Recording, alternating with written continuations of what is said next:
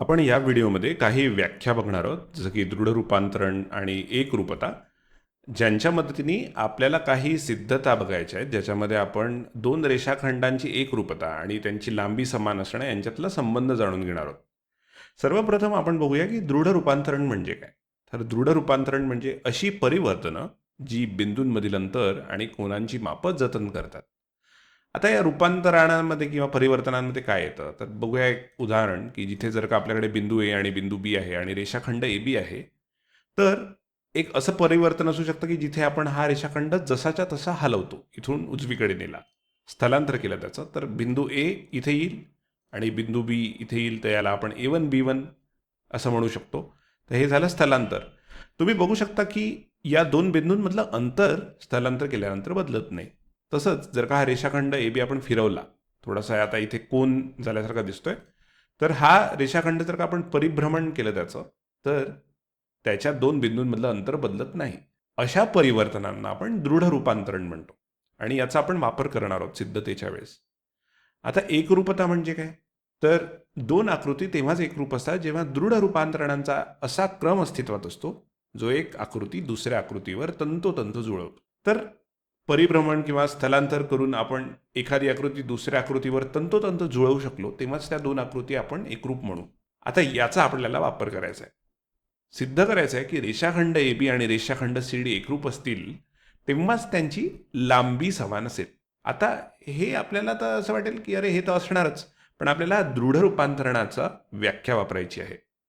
म्हणजेच काय, जर दिलेल्या रेषाखंडांची लांबी समान असेल तर ते रेषाखंड एकरूप असतात.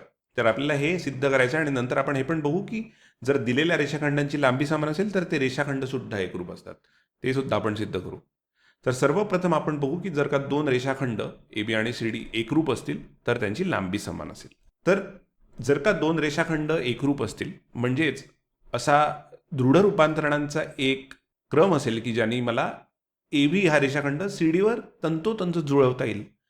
आणि जर का मला तो जुळवता आला तर ए बी आणि सी डी एकावर एक असतील, म्हणजेच ए आणि बी मधलं जे अंतर असेल ते सी आणि डी मधलं असेल, आणि त्याच्यामुळे आपण असं म्हणू शकतो की अंतर तर जतन होतं. आणि म्हणून आपण हे सिद्ध करू शकलो की जर का रेषाखंड ए बी एकरूप असेल सी डी बरोबर, तर त्यांची लांबी सुद्धा समान असते. आता दुसरी सिद्धता बघू, जिथे आपल्याला हे दिलेलं आहे की दोन रेषाखंडांची लांबी दोन बिंदूंमधलं अंतर सारखं आहे तर ते रेषाखंड एकरूप असतील. ठीक आहे, तर ए बी आणि सी डी असे आपले रेषाखंड आहे ज्यांची लांबी समान आहे आपल्याला दिलेलं आहे. तर आपण काय करू, हे दोन रेषाखंड काढू. ए बी असा ठेवला असेल समजा आणि सी डी असा ठेवला असेल.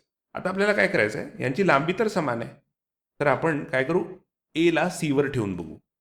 तर आपण ए बीचं स्थलांतरण असं करू की ए हा बिंदू सीवर आला पाहिजे. तर असं स्थलांतर आपण केलं ए टू सी किंवा ए ते सी, आणि मग काय होईल, ए इथे येईल आणि इथे बी येईल. बघा, हा इथे बी आला आणि नंतर किरण सी डीवर बी येण्यासाठी आपण काय करू, या बीला असं फिरवूया आणि डीवर आणण्याचा प्रयत्न करू. असा आता काय होईल, आपल्याला माहिती आहे की ए बी आणि सी डीची लांबी समान आहे, तर जेव्हा आपण ते एकमेकांवर ठेवू तेव्हा ते अगदी तंतोतंत एकमेकांवर बसतील. ए हा सीवर बसेल, बी हा डीवर बसेल.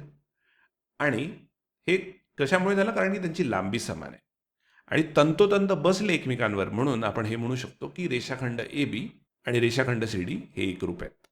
आणि आपल्याला जे सिद्ध करायचं आहे ते आपण सिद्ध केलेले आहे. धन्यवाद.